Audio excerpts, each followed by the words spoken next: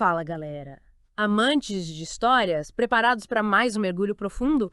Hoje a gente vai desvendar a vida de um cara que dispensa apresentações, um mestre da fantasia, o mago das palavras, senhoras e senhores, Jim McCara. Isso aí. E... Tolkien, o cara que criou a Terra-média, os hobbits, elfos, tudo. E olha, a gente vai fundo, viu? a ideia é ir além do básico, né? Tipo, todo mundo sabe que ele escreveu O Hobbit e O Senhor dos Anéis, mas...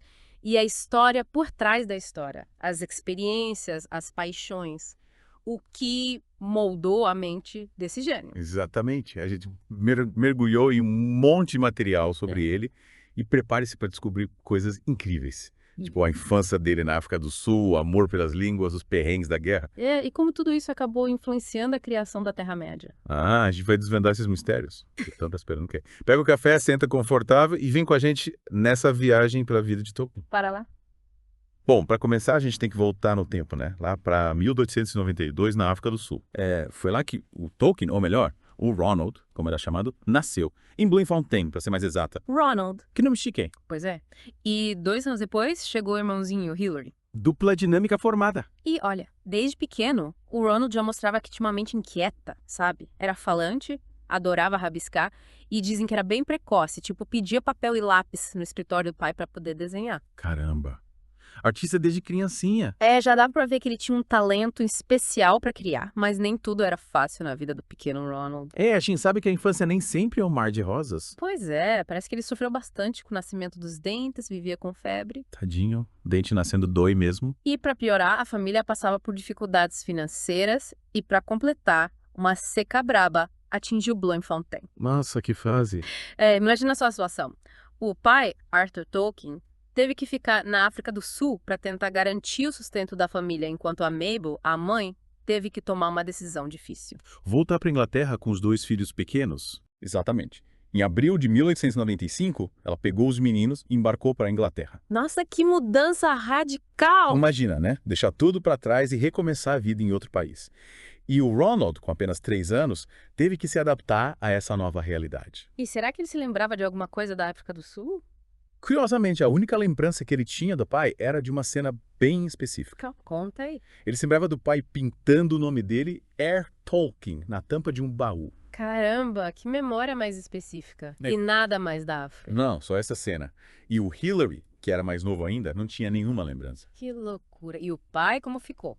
Infelizmente, o Arthur Tolkien acabou falecendo em Bloemfontein, pouco tempo depois da Mabel ter voltado para a Inglaterra.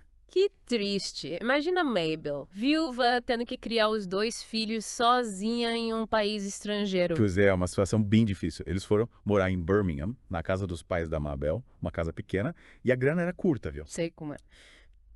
Eles dependiam dos dividendos das ações que tinham nas Minas Bonanza, imagina só. Que aperto. Mas pelo menos a Mabel era uma mulher culta, né? Sim, ela sabia latim, francês, alemão, pintava, desenhava, tocava piano. Nossa, quantas habilidades. Uma mulher à frente do seu tempo. E no começo foi ela quem cuidou da educação dos meninos, o que com certeza foi fundamental para o desenvolvimento do Ronald.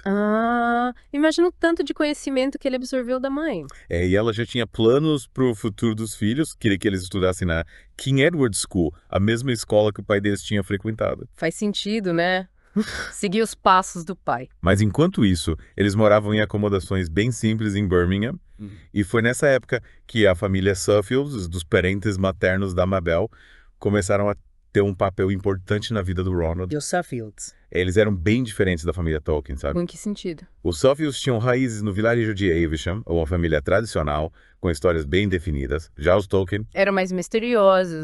meio nebulosos, tinham histórias de fuga da Saxônia, ou até de um ancestral francês, um cravista chamado do Temeraire. Que é chique. Um cravista na família? Mas a origem deles era meio incerta e parece que o Ronald se identificava mais com o Suffield, sabe? Com essa coisa de ter raízes, uma história familiar clara. Entendi. E logo, a família se mudou de novo, dessa vez para Sarehole, um vilarejo perto de Birmingham, em busca de um ambiente mais tranquilo. O campo, ar puro, natureza. Imagina só a infância do Ronald e do Hillary lá, correndo pelos campos, brincando no rio, explorando os bosques. Que delícia, parecia um conto de fadas. E eles tinham suas próprias aventuras, seus terrores deliciosos, como eles chamavam. Tipo o quê? Tinha um fazendeiro que eles chamavam de Ogro Negro, que vivia perseguindo eles porque eles pegavam cogumelos na propriedade dele. Haha, que moleques. Aprontavam todas. E apesar de serem diferentes das crianças locais em termos de sotaque e costumes, o Ronald e o Hillary acabaram fazendo amizade com a galera de lá. Que legal. E foi em Sarehole que a paixão do Ronald pela natureza começou a florescer, né? Exatamente. Ele adorava as árvores. Tipo, não era só olhar para elas. Ele gostava de escalar, encostar, conversar com elas. Conversar com as árvores. Ele tinha essa conexão especial com a natureza. E ficava triste quando via que nem todo mundo dava valor às árvores. Teve até um episódio que marcou ele com um salgueiro. O que aconteceu? Ele viu um cara cortando um galho de um salgueiro e ficou arrasado, sabe? Tipo, sentiu como se tivessem ferido um amigo. Nossa, que sensibilidade. Já dava pra ver que ele era um cara especial. E essa paixão pela natureza e pelas histórias começou a se manifestar bem cedo. Por volta dos 7 anos, ele já estava escrevendo suas próprias histórias. Sério, que precoce. E uma delas era sobre um dragão. Mas o mais interessante é que, desde pequeno, ele já demonstrava essa preocupação com a precisão da linguagem, sabe? Pode ser. Ele queria usar a expressão correta para descrever o dragão. Um verde grande dragão. Já tava pensando na gramática. Ele sempre foi um cara meticuloso com as palavras. Mas essa fase tranquila em Sarehole acabou sendo interrompida por uma mudança importante na vida da família. Qual? A Mabel, a mãe, se converteu ao catolicismo. Eita, isso deve ter causado um rebuliço na família. Imagina só. A família Tolkien era batista e essa decisão da Mabel gerou bastante conflito, principalmente com um parente chamado Walter Incledon, que era totalmente contra o catolicismo. Confusão na septa. E como a Mabel lidou com isso? Ela não voltou atrás, sabe? Se manteve firme na sua fé, mesmo com toda a pressão. E essa firmeza dela, com certeza, influenciou o Ronald. Ele devia admirar a força de vontade da mãe. Com certeza. E essa mudança religiosa acabou levando a família a se mudar de novo, dessa vez para Moseley, um bairro mais perto do centro de Birmingham, para facilitar o acesso a King Edward's School. Educação dos meninos em primeiro lugar. Exatamente. E o Ronald, que estava acostumado com a vida tranquila no campo, teve que se readaptar à vida na cidade grande. Assim como é um choque, né? Mas aos poucos ele foi se acostumando e até começou a se interessar por coisas novas. Tipo o quê? Ele ficava fascinado pelos nomes estranhos que via nos vagões de carvão que chegavam do país de Gales. Nomes estranhos, tipo... Desquilou. Sengenid. Realmente são nomes diferentes. E o que esses nomes despertaram nele? Curiosidade pela língua galesa. Ele achou o som daquelas palavras incrível, mais apaixonante do que o inglês, como ele mesmo disse. Que legal! E ele foi atrás para aprender galês. Foi. Ele fez até uma viagem de trem para o país de Gales, para conhecer a região e ouvir a língua falada ao vivo. Caramba! Que iniciativa! Ele já estava mergulhando no mundo das línguas, né? Soltão. E a educação dele teve mais uma reviravolta quando a Mabel decidiu tirar ele da escola de novo e voltar a ensiná-lo em casa. Nossa, de novo. Parece que ele estava meio desestimulado na escola e a Mabel achou que ele aprenderia melhor em casa. E deu certo. Deu. Pouco tempo depois, ele conseguiu uma bolsa de estudos para King Edward's em 1903. Olha só, a Mabel estava certa. Ela sabia o que estava fazendo. Já o Hillary, o irmão mais novo, não teve a mesma sorte no exame de admissão. Coitado. A Mabel até tentou ajudá-lo, mas ele era mais devagar para aprender, sabe? Sonhador e lento no escrever, como ela mesma disse. Cada um no seu tempo, né? E o Ronald finalmente entrou na King Edward School, mas nem tudo lá o agradava. Isso é sério, que ele não curtia. Shakespeare, por exemplo. Shakespeare. O maior dramaturgo de todos os tempos. Pois é. Mas o Ronald achou a peça Macbeth amargo desapontamento. Que heresia. Mas por quê? Ele queria ver as árvores da floresta de Burnham marchando de verdade, como na profecia da peça. Entendi. Ele queria mais ação, mais fantasia. Ele sempre teve essa queda por mundos mágicos, mas nem tudo na escola era decepcionante. Ainda bem. Ele teve um professor que o influenciou bastante, o mestre Brereton, especialista em literatura medieval. Olha aí. Mais uma peça se encaixando no quebra-cabeça da vida do Tolkien. O Brereton despertou ainda mais o interesse do Ronald por essa época da história. E a gente sabe que Tolkien era fascinado pela Idade Média, né? Muita coisa da Terra-média tem inspiração nesse período. Exatamente. E logo depois, uma nova tragédia atingiu a vida do Ronald. Qual? A Mabel, a mãe, faleceu em 1904. Nossa, que triste. Ele devia ser muito apegado a ela. Era assim. E com a morte da mãe, o Ronald e o Hillary ficaram órfãos e foram morar com o padre Francis Morgan, que era tutor deles. O Padre Francis. Eles foram morar perto do oratório de Birmingham e o Ronald acabou criando uma ligação forte com a paisagem rural daquela região. Entendi. Era como se ele buscasse consolo na natureza para lidar com a dor da perda da mãe. Faz sentido, né? E ele também encontrava consolo nos estudos. Foi nessa época que ele começou a se aprofundar no estudo do anglo-saxão. Anglo-saxão. Que língua é essa? É o ancestral do inglês moderno, a língua que era falada na Inglaterra antes da invasão normanda. Ah, entendi. Tipo, o avô do inglês. Isso. E o Ronald via o anglo-saxão como a raiz da sua própria língua, como uma forma de se conectar com o passado. Que legal. E ele não parou por aí, né? Começou a inventar suas próprias línguas. É tipo Neve Bosch, uma língua que ele criou com os amigos. E também desenvolveu um sistema de símbolos em código. Caramba, o cara era um gênio. E um gênio apaixonado, viu? Ah, é. Rolou romance. Rolou sim. Ele conheceu a Edith Brett na pensão onde morava com Hillary. E como ela era? Era uma jovem órfã, um Yeah. pouco mais velha que o Ronald e com um passado meio misterioso. Interessante. E eles acabaram se apaixonando, mas o padre Francis não aprovou o relacionamento. Por quê? Ela era anglicana e o padre queria que o Ronald se casasse com uma católica. E também tinha a questão da idade, a Edith era 3 anos mais velha que ele. Ih, era complicado. E o que Ronald fez? Ele obedeceu ao padre e cortou contato com a Edith, mas continuou apaixonado por ela. Que sofrimento. Mas ele era um cara obediente, né? Era assim. E enquanto o romance estava em suspenso, ele se dedicou aos estudos e a outras atividades, como a Sociedade de Debate. Sociedade Debates. É tipo um clube de discussão, sabe? Eles debatiam temas importantes da época. E o Ronald era bom de debate. No começo, ele era meio tímido, mas depois se soltou e até fez discursos polêmicos. Ele fez um discurso em defesa do voto feminino, que na época era uma questão super polêmica. Caramba, o cara era engajado. Era assim. E também fez um discurso criticando a conquista normanda, que ele culpava por ter contaminado o inglês com palavras de origem francesa. Cara purista. Total. Yeah. Ele defendia a pureza da língua inglesa e ele também participava de um grupo de amigos que se encontrava para discutir literatura, poesia, línguas. Que legal, uma espécie de clube do livro. É mais ou menos isso. Eles chamavam TCBS, que significava Tea Club and Barrovian Society, algo como Clube do Chá e Sociedade Barroviana, uma referência à escola que eles frequentavam. Esse nome comprido. Pois é. E o Ronald adorava participar desses encontros. Ele era super inteligente e tinha muito conhecimento para compartilhar. Ele estava se preparando para ser o grande escritor que se tornaria. Com certeza. Ele também se destacava nos esportes. Jogava rugby, inclusive. Sério? Esportista também. Mas acabou quebrando o nariz e tendo um corte na língua durante um jogo. Nossa, que azar. Mas pelo menos ele não desistiu do rugby. Não, ele era um cara determinado. Enquanto se preparava para entrar na universidade, ele continuava se dedicando aos estudos. Ele queria ir para qual universidade? Para Oxford, claro. A melhor da Inglaterra. E ele conseguiu uma bolsa de estudos para estudar lá. Que orgulho para Mabel, se ela estivesse viva. Com certeza. E nos últimos anos da escola, o Ronald se envolveu em várias atividades extracurriculares.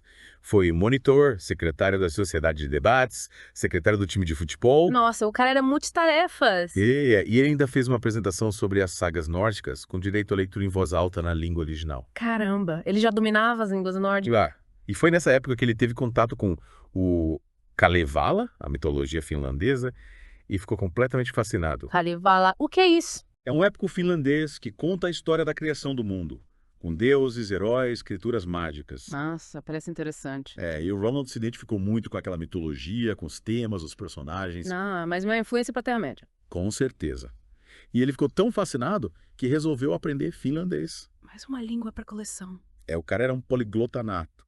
E antes de ir para Oxford, ele fez uma viagem inesquecível para a Suíça, com a família de um amigo. Suíça, Alpes, chocolate de canivetes. Mas a viagem do Ronald foi mais focada nas paisagens montanhosas, sabe? Eles fizeram várias trilhas, escaladas. Nossa, que aventura. Foi. E teve cada perrengue, viu? Eles perderam, dormiram em lugares improvisados, quase foram atingidos por uma avalanche. Caramba, que perigo. Mas o Ronald adorou a experiência. E dizem que essa viagem inspirou algumas das paisagens da Terra-média. Que legal. Tipo as montanhas nebulosas. Quem sabe? E finalmente chegou o grande dia, a ida para Oxford. O sonho se realizando. E ele escolheu estudar no Exeter College, que era um colégio mais pé no chão, sabe? Sem tanta frescura quanto os outros. Ele não era de se exibir, né? Não, ele era um cara simples. E logo fez amigos em Oxford, tanto católicos quanto não católicos. Legal. Ele era aberto a novas amizades. Era assim. Mas a vida em Oxford não era fácil, viu? Ele tinha que se virar com pouco dinheiro e economizava em tudo. A vida de estudante não é moleza. Mas ele não reclamava, estava feliz por estar lá, estudando o que gostava. E logo no início, ele teve um encontro que mudou a trajetória acadêmica dele. Qual? Ele conheceu o professor Joseph Wright, um renomado filólogo. Filólogo. O que é isso? É um especialista em línguas, sabe? Ai. No estudo da história e da evolução das línguas. Ah, entendi. E o professor Wright aconselhou o Ronald a se dedicar ao estudo do celta. Celta. Mas ele já não estava estudando anglo-saxão. Tava, mas o celta era uma área ainda mais específica, que englobava línguas como o irlandês, o galês, o britão. Caramba, quantas línguas. O Ronald era um apaixonado por línguas, e ele seguiu o conselho do professor Wright e começou a se aprofundar no estudo do galês medieval. E aí ele gostou. Adorou. Ele achou o galês uma língua linda, tanto no som quanto na escrita. E essa paixão pelas línguas se refletia em tudo que ele fazia, né? Total. Ele era fascinado por caligrafia, por exemplo, e escrevia cartas para cada amigo com um estilo diferente de letra. Que capricho. Ele dava valor aos detalhes, à beleza das palavras. E o romance com a Edith, como ficou? Nas férias de Natal de 1912, o Ronald reencontrou a Edith e reacendeu a chama da paixão. Finalmente. E ele voltou para Oxford, decidido a se casar com ela. E o padre Francis? O Ronald escreveu para ele contando da sua decisão, e o padre, meio a contragosto, acabou aceitando. Ufa, menos mal. Mas ele deixou claro que não aprovava totalmente o relacionamento. Aham, devia estar torcendo pra dar errado. Talvez. Yeah. Mais importante que o Ronald e a Edith estavam juntos de novo. E aí, como foi a vida deles em Oxford? O Ronald estava focado nos estudos, se preparando para um exame importante, mas ao mesmo tempo estava dividindo seu tempo com a Edith. Conciliar vida amorosa e estudos não é fácil. E ele acabou indo mal no exame. Mas se destacou em filologia, que era a sua verdadeira paixão. Olha aí. Mais uma vez a filologia salvando o dia. E os professores sugeriram que ele mudasse para a escola de inglês para se especializar nessa área. Boa ideia. Era o caminho natural pra ele. E ele topou na hora. E foi nessa época que ele fez uma descoberta que marcaria para sempre sua vida. Pô! Ele estava lendo um poema em anglo-saxão chamado Cracked, do poeta Cine Wolf, e se deparou com um verso que o impactou profundamente. Qual verso?